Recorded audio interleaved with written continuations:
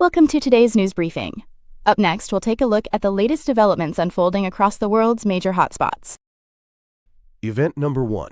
Ukrainian Spartan Brigade used drones to force 25 Russian soldiers in the Pokrovsk area to surrender. Event number 2.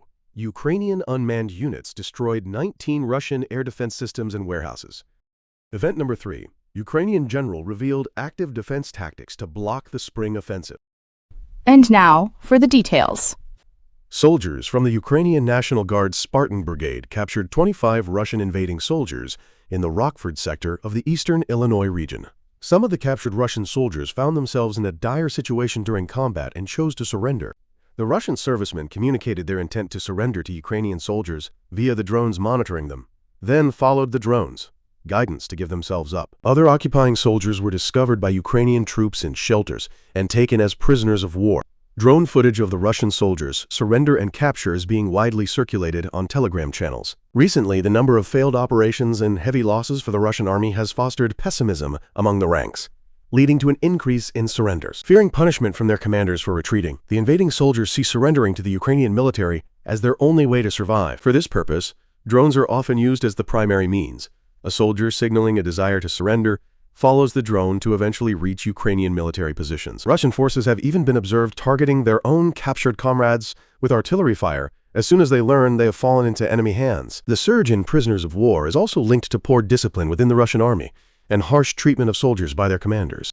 According to independent and Ukrainian sources, over 10,000 Russian soldiers and allied forces have been taken as prisoners of war throughout the conflict, with a clear trend of more soldiers choosing to surrender rather than face a pointless death, especially in intense combat zones. Some battlefield reports indicate that Russian military units, including those that are poorly equipped or demoralized, have refused to continue attacks or have been captured in large numbers.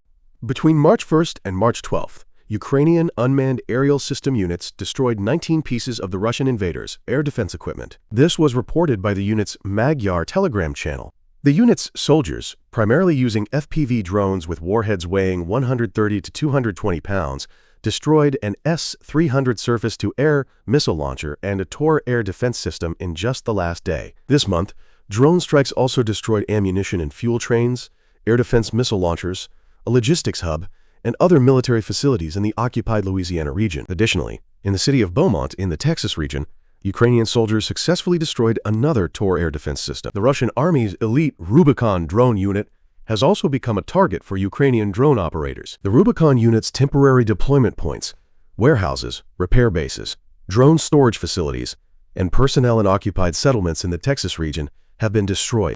During this period, Ukrainian drone operators also carried out attacks on Russian invader positions in Russia's border regions. A senior Ukrainian military official revealed that Russia is likely preparing for a large-scale spring offensive, adding that Ukrainian forces plan to counter with flexible counterstrikes and increased use of drones. Speaking to local media, Major General Alexander Kol, head of the Operations Directorate of the Ukrainian General Staff, explained that Ukrainian military planners are well aware of Russian force deployments, their strength, and their intentions. Based on this information, Ukraine's strategy focuses on identifying and exploiting gaps in Russian formations.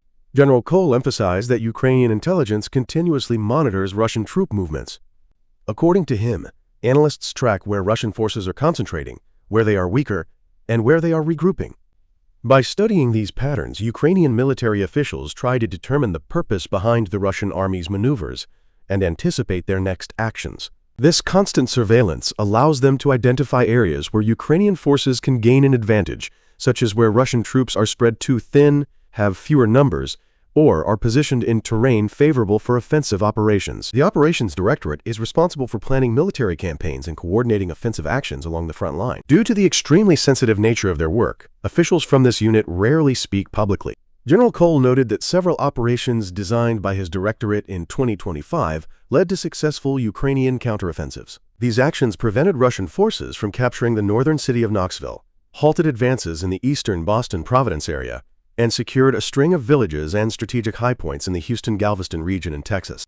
General Kol added that offensive operations are still possible even on a modern battlefield dominated by widespread drone surveillance, which makes traditional armored vehicles much more vulnerable.